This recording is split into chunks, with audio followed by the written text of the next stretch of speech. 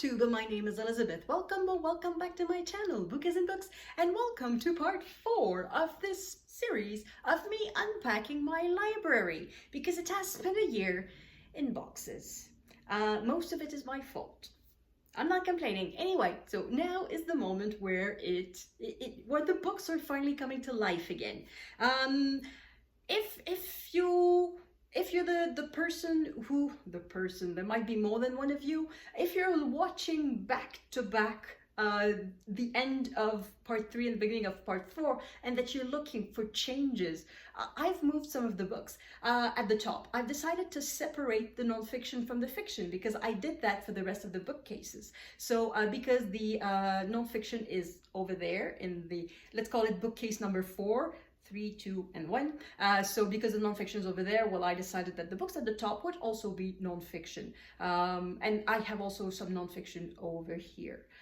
So I have more fiction than non-fiction, and I think it's normal because it's more recent that I've been into non-fiction. And of the books that I decided to call, a lot of it are non-fiction.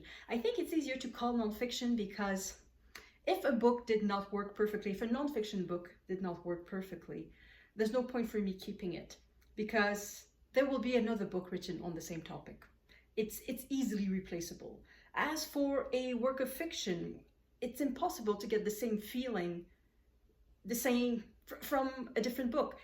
It's a bit unfair, but every fiction book is unique, as where every non-fiction does not have a unique topic. It may have the treatment may be unique, and that makes it worth rereading, which is why I keep a whole bunch of them.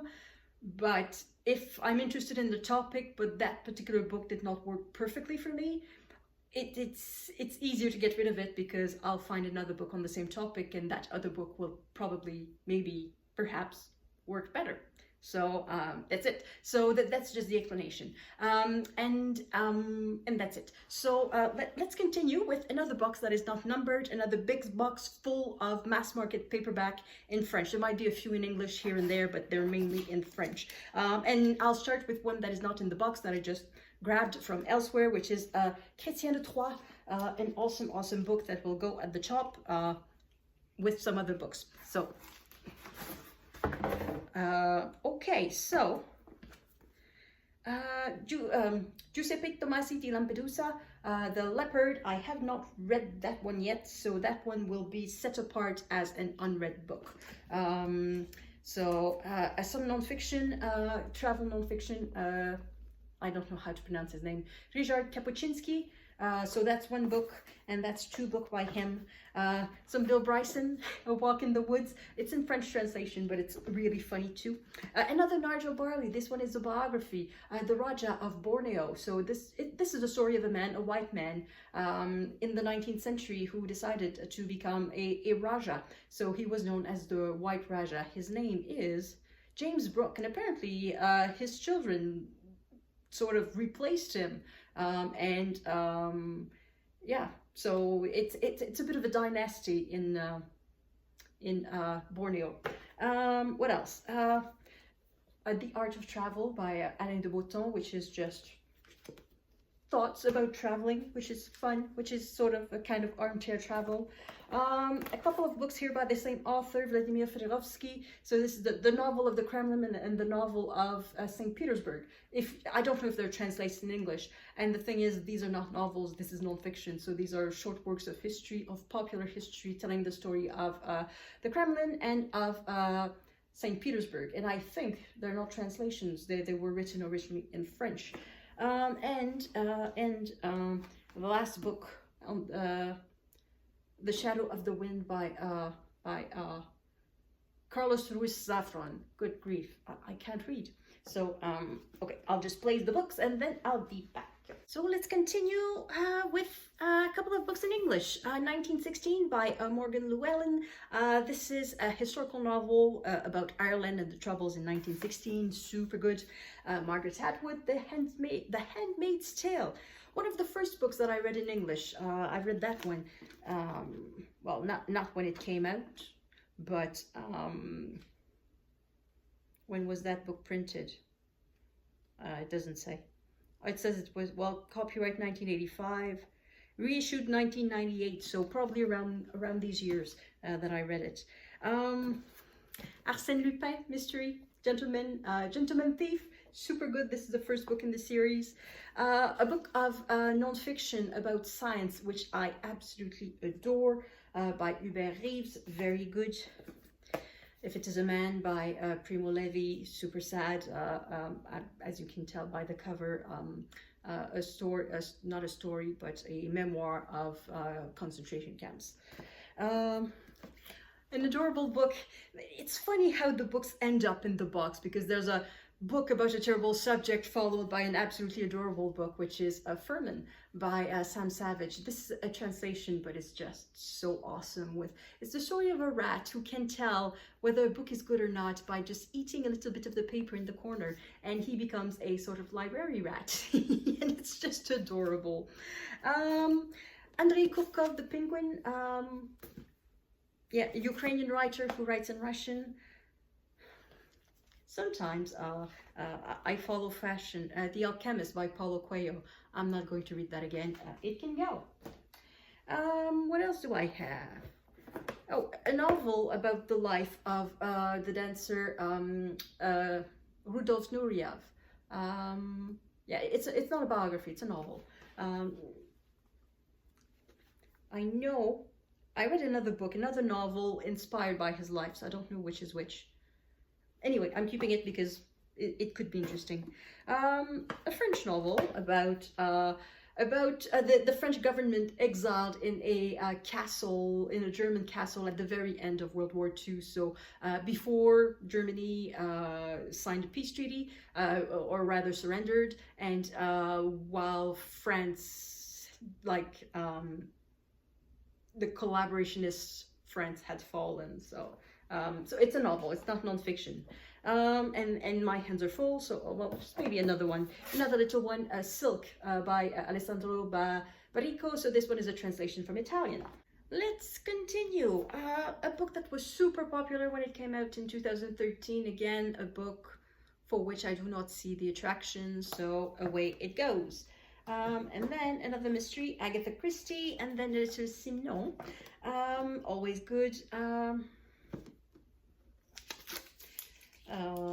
A historical, the one everybody knows. What's the title in English? What's the title in English? Translated from the American. Are you going to give me the original title? The Guernsey Literary and Potato Peel Pie Society. Yeah, I could reread it. I'll keep it. It's going to be a keep it for the moment. A French novel about, probably not translated, so titled The Russian Front, but it is a novel satirizing bureaucracy, so I'll keep it. Another a pair of super popular books. I don't know if they were translated in English, by Catherine Pancol, and I think it's at least a trilogy, perhaps more, but I stopped reading at the second book. The first book was delightful, and the second book was a bit of a stretch, and apparently the third one is even worse. So, yeah. One of my, oh no, it's not my favorite book. It's the second book of one of my favorite books. So this is a French-Canadian book. It is The Crime of Ovid Plouffe. I loved the first book, The Plouffe Family, and this is sort of a sequel, but it was written like 30 years later. 40 years later, I think 40 years later, and it's an entirely different tone. And I cannot say that I don't like it, so I like it, but it's not like the first one. The tone is too different. Do I have, okay, Justine Gardner, so a bit like the other one that was about, well, the other one is probably in the previous video. So this is a novel, it's a novel that tries to make the history of philosophy interesting. It was super fashionable at some time. I read it. It can go. A fine book. Okay, I'll need another box. I'll need another box for all the books that are going away because, yeah, the first box is full. Anyway, I'll just place this. Okay, let's continue. A book I had to read in college by Cheikh Hamidou Khan. This one is from Senegal, I think, and it's one of the first books from an African author, like an African voice that was published mainstream. in France. So that was a college read. I probably need to reread it. I don't remember much of it. And Alexander Nicole Smith, I don't think I'm going to keep it. I liked it, but I don't know. It's not my favorite series, so it goes. Boris Vian used to be one of my favorite authors, but I haven't read his stuff in a while, so I don't know. I'll keep it. I may reread it. French-Canadian book, probably not translated in English, The Adventures of Civis Pacem and Parabellum. It's a book that is completely absurd. It probably deserves a reread. Another French-Canadian classics by Félix Leclerc, who was a songwriter, poet, and a bit novelist. Yeah, I don't remember much of the book, but I'm going to keep it anyway.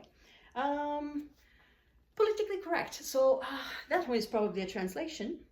It's by James Finn Garner, and the original title is what? Come on, original title. Politically Correct Bedtime Stories, and it is from 1994, so worth keeping. A collection of short stories by Anna Gavalda. She had a runaway hit with a novel that she wrote and that I don't have, and it's a feel-good novel, and I think I should have a copy, so I may buy one just to reread the feel-good novel. So this is a collection of short stories. It is not in the feel-good vein. There's one of them in particular that is rather disturbing. So, and this is Muriel Barbery. She wrote something, the Elegance of the Hedgehog, that was super popular, and that one is the one that she wrote before it.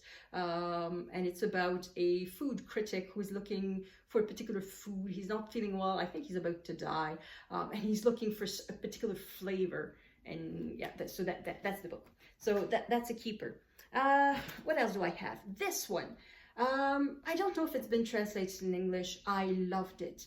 Le Club des Incorrigistes Optimistes. I don't know. I absolutely love that book. Absolutely worthy of a reread. Frankenstein in French. When you see a book in English, originally written in English, that I have in French, it's because I acquired it before I was 25, I'm going to say. And not even 25, I think.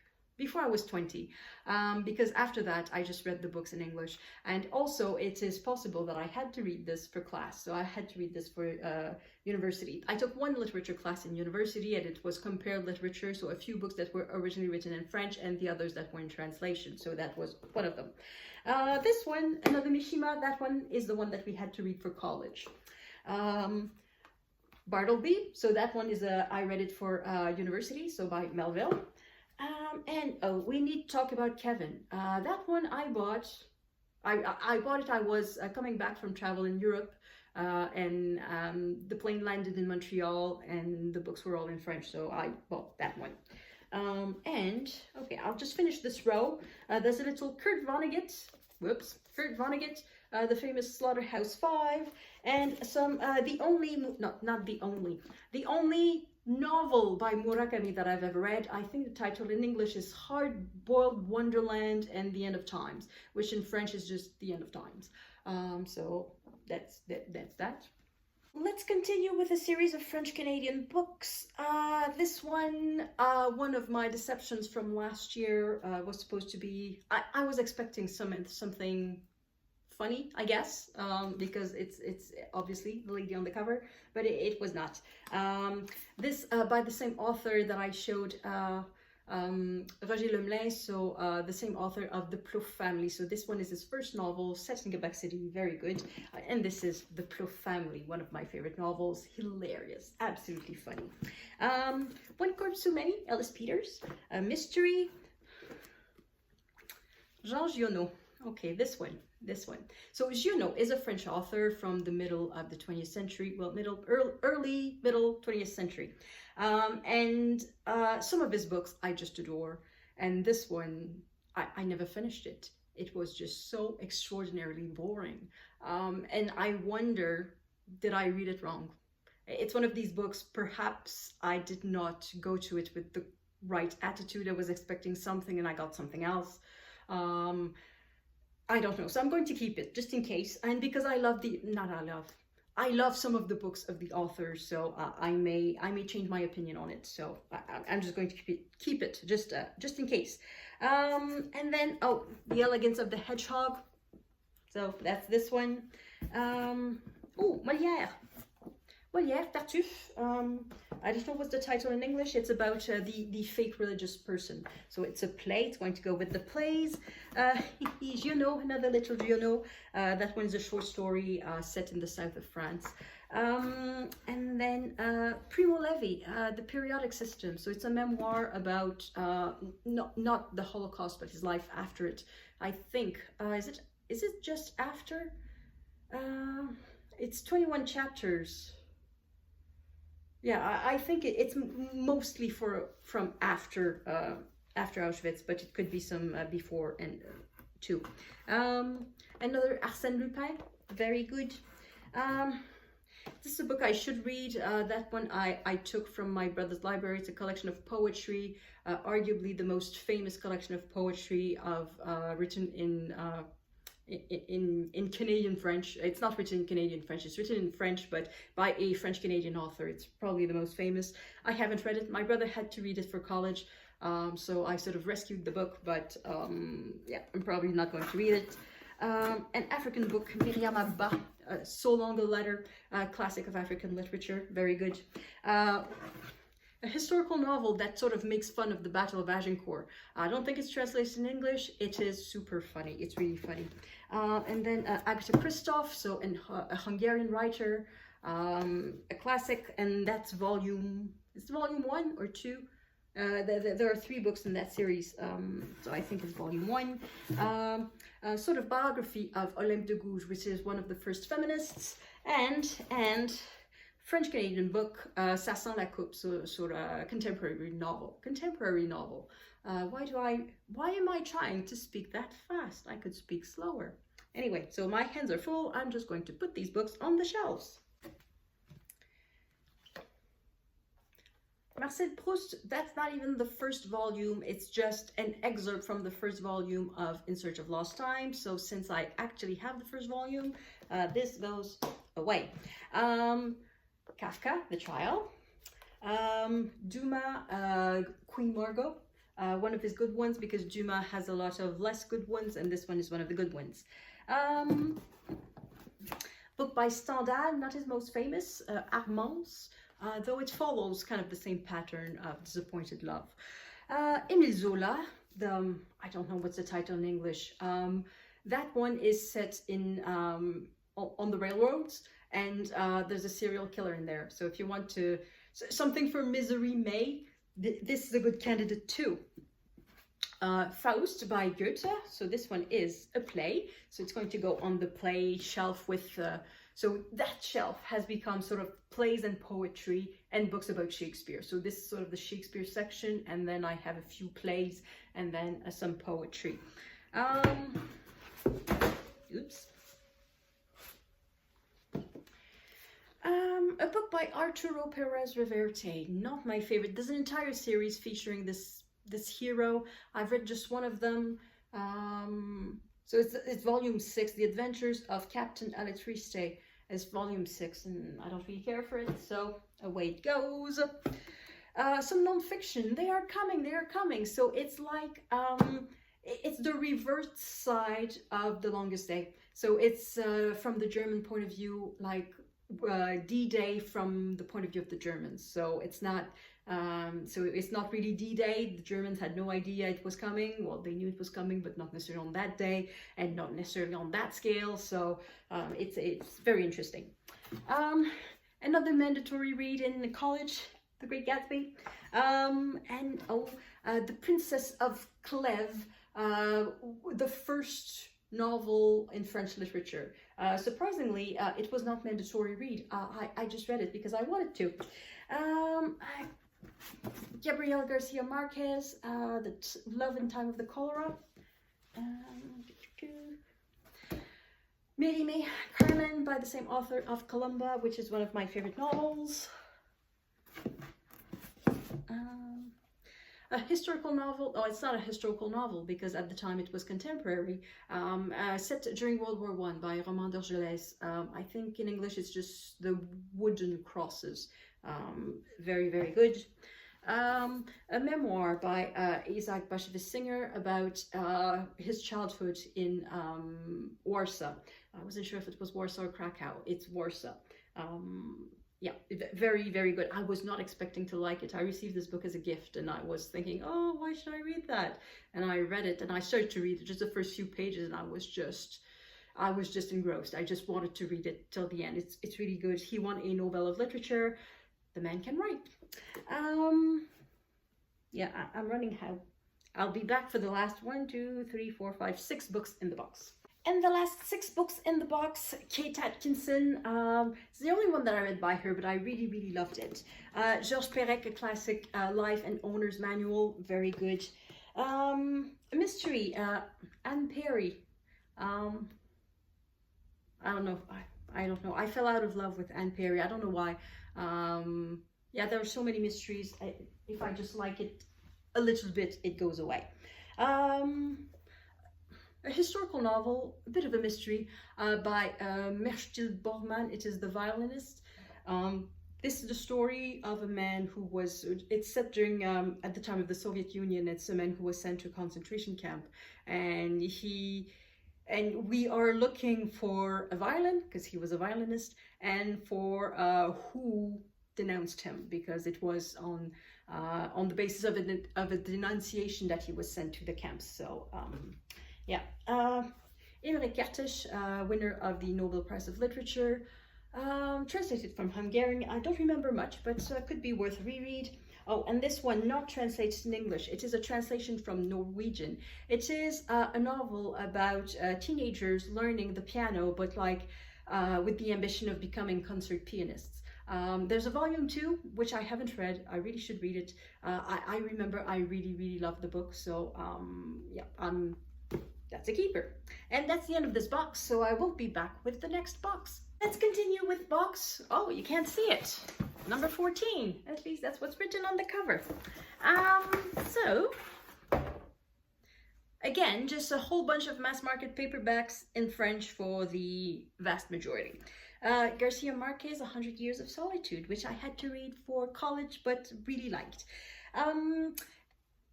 Nothing New on the Western Front.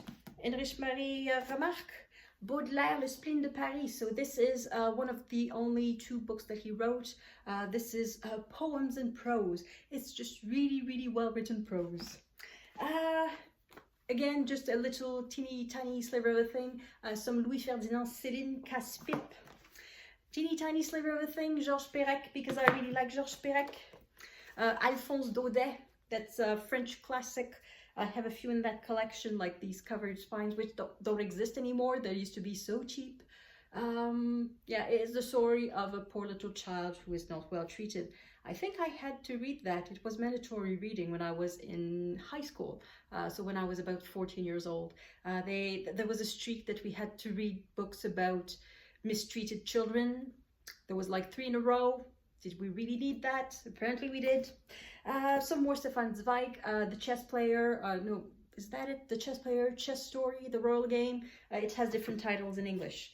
A book that I read with a group on BookTube for the original Misery May, which was originally a readathon devoted to Thomas Hardy, and the group read was Jude the Obscure. I read it. I did not like it.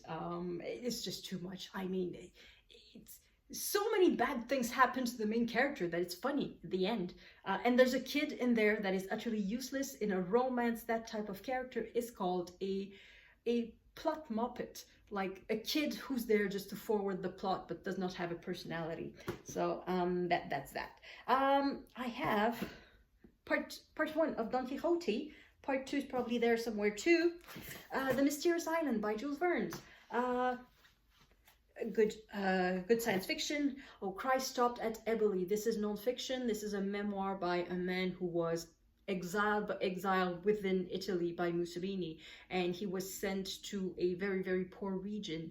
And some of the people there, they lived the same way people lived during before the Romans. I mean, they yeah, almost like prehistory kind of living. So that's why they say Christ stopped at Eboli, because after that town, they live like at the time before Jesus. Émile Zola. This one is number 3, I believe, in the Rougon-Macquart series. So this one is The Belly of Paris, I think. The Belly of Paris. It's about the famous food market in Paris. And then Christian of Troy, Le Lancelot, or the Knight of the Cart. Absolutely very, very good. And in this one, I do have, so that one is a translation in prose, and I have the original Old French on that side. So let me go place these books. I think there will be quite a few classics in this box. Some more Zola, Charles Dickens, David Copperfield, some more Stéphane Zweig, Georges Sand, historical novel set in the heart of France, part 2 of Don Quixote. Again, Alphonse Daudet, Letters from the Mill, from my mill, with a collection of short stories with very, very famous short stories in there. Laclos, The Dangerous Liaisons, which I read with Anne Novella and Micah Cummins, 2 former booktubers, because they haven't posted anything in quite a while. Stendhal, The Red and the Black. Victor Hugo, Les Miserables, which I also read with Anne Novella and Micah Cummins, and that's volume like 2 and 3, and here is a volume 1, Germinal by Émile Zola. Again, if you're looking for something for Misery May, that is something. Gustave Flaubert, Madame Bovary. This is the oldest book on my TBR. I bought it when I was 16 years old with a gift certificate I had won from school, and I still haven't read it. I tried it like 3 times. The first time I made it to page 20, the second time I made it to page 50, and the third time I made it to page 100, but the book just keeps falling off my hands. So now that I am an older and wiser reader, perhaps I would like it more, so I'm just going to put it aside, and to be put with the unread books rather than the read books. And to finish that particular row, The Lady with the Camellias by Dumas Fils, so Dumas Jr. More books. Can Follett, A World Without End. That is sort of a second historical novel set in the world of, in the Middle Ages, so in the world of cathedral buildings. I liked the first one, and I liked the second one less because I could see sort of the formula. The formula in the first book became very apparent with the second book, so I liked it less, but I think it's still worth keeping, so I'm keeping it. Translated from the Chinese, this is a Tiger and Dragon. Apparently it inspired the movie Tiger and Dragon? No, Crouching Tiger, Hidden Dragon. It was the inspiration for that movie. So this is just book 1. I should really get book 2. So this is yeah, if you like sword fighting, that's quite a bit in it, and martial arts, yeah, that's quite a bit in it. Fake memoirs, so the memoirs of Mr. D'Artagnan, except that it's not D'Artagnan who wrote it. It is Courtils de Sandras, so it's someone else, and that is the book that was the inspiration for the Three Musketeers. It is obvious that Dumas Senior pilfered from this book to write the Three Musketeers, but it doesn't matter. A book in a historical series by Robert Mel. I think the first book in English is called The Brethren. So it's a series of 13 books. They're not all created equal. The first ones are much better than the later ones. This one is a bit in the middle of the pack. It's not bad. That one I did not like. It was super popular. It's translated from the Dutch, and it's about what if Hitler was coming back to a modern world. It's supposed to be a comedy. I did not find it funny, so bye-bye.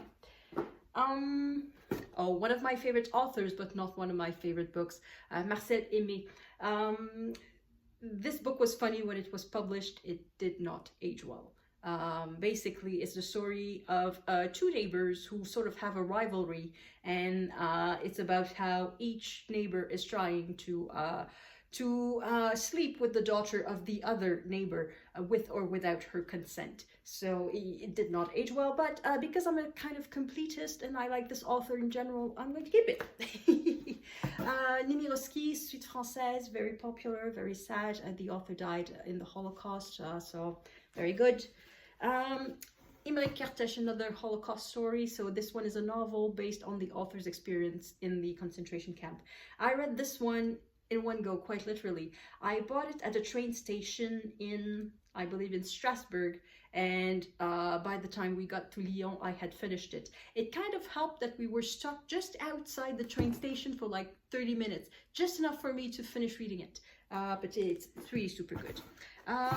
Colette, famous French author, Claudine à l'école. This one she wrote with her husband, so it was a collaboration. A famous French-Canadian classic, I'm going to call it, is the second in the Chronique du Plateau. So this is Michel Tremblay, Thérèse and Pierrette at, that's the name of the school, the Saint Angel's School.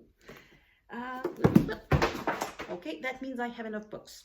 Let's continue with a bilingual book. So Jorge Luis Borges. So it's a bilingual book with part one side in Spanish, the other one in French. Here another Colette. This one much better, that she wrote on her own. I preferred it much to the other one. Arsène Lupin, again, always very good.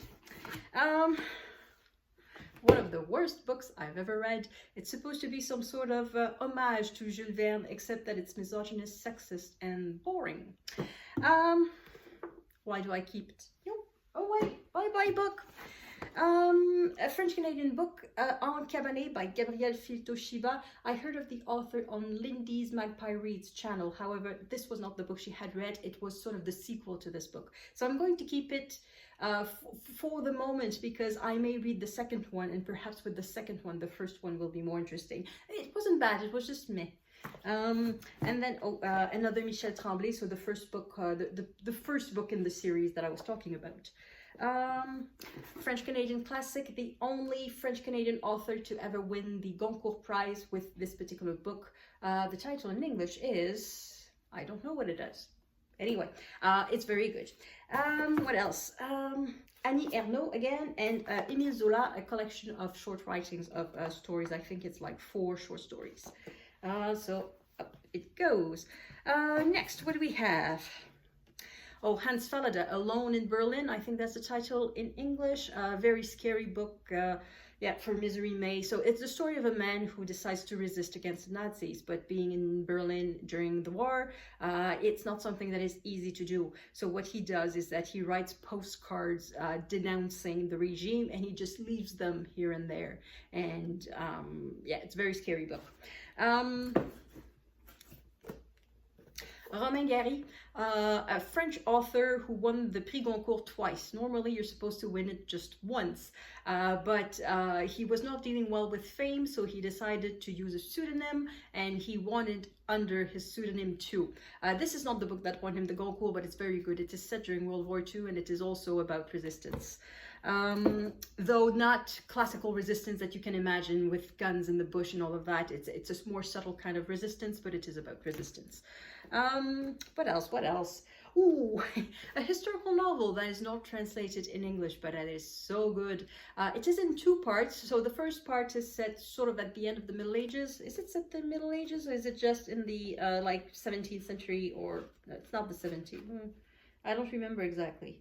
14th century. Yeah, 1683, 17th century, so I was right. So a part of it is the 17th century, and the other part is in early 20th century. And it is about a family of executioners.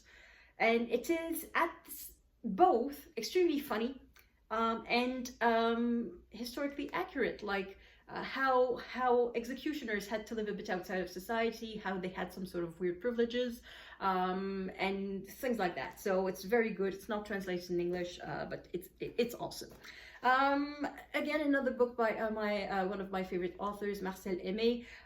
This one is one of his serious books. So Marcel Aimé is very much known for The Men Who Walked Through Walls. So short stories that have a bit of a fantasy element in them. But he also wrote, if I can call it, general literature, regular literature that has no element of fantasy and no element of humor in it. And this is about the aftermath of World War II, when it it was far from clear that France would remain a democracy when there were chances that France might become communist. So it's a bit of a rivalry between communist factions and other factions faithful to Charles de Gaulle. So yeah, it's a serious novel. Whirlpool by Jane Urquhart, so Canadian fiction. Another one by Michel Foucault, again another one not translated, quite good. The same from the same series. This is the same series, and it is yeah, it is quite good. I don't have the first one in the series because I borrowed it from the library. So, oh, this is the opposite. This is translated from English, so it is I think it's a young adult series set during medieval Japan, but there's a bit of fantasy elements because there's a type of ninjas that have sort of magic powers, that they can become invisible or something like that. Like literally, and yeah, it was quite good. I have volume 2 and I don't have volume 1 because I borrowed volume 1 from the library, and I'm about to drop books, so I'll just put them on the shelves. I am running out of room. I still have another giant box of books of that size. I'm halfway to this bookcase now. Of course, there's a bit of room over there, but I just put white books there. I might be running out of room, so that means that the little mass market paperbacks will go back on the mantelpiece. Those I can place in there, and I want some room to be left in these bookcases, so the smaller ones will go back on the mantelpiece. We'll see, we'll see. So Ken Follett, Pillars of the Earth, his probably one of his most famous book. Victor Hugo, 93. Average. Historical novel set, well, during the French Revolution. It's about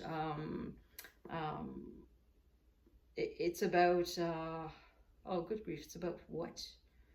It's about the French Revolution. It's not his best, not his best. So part 2 of the series I was talking about. A very short introduction to languages. Not interesting. Go. Amélie Nothomb, Pétronier, not interesting. You can go. Gaston Leroux, The Black Castle, I think. I don't know if it's translated in English or not. This is volume 1. I have volume 2 somewhere. It was not interesting enough for me to read volume 2, so away it goes. Everything is Illuminated by Jonathan Safran Foer. Yeah, I'll keep it, I'll keep it. Another book about German occupation during World War II, so good one. What else? This one is about a violin. I don't know if it's translated in English or not, but I'm going to keep it. The book itself was only so-so, but I remember where I bought it. I bought it in Corsica, and it carries some travel magic powder with it, so I'll keep it. And another one in the series by Robert Merle, so in the series of the Brethren, so I'm going to keep it. And that's the end of this box, and I think that's going to be the end of this video. So for the next part, we will have one full box left. I think that's the only thing left. But it's even bigger than these boxes, so it might very well take 30 minutes just to empty the other box. And I'm a bit tired, so I don't know if I'm going to film it now. So that means that by the time you click on the next video, whenever I publish it, I don't know exactly in which order I'm going to publish them.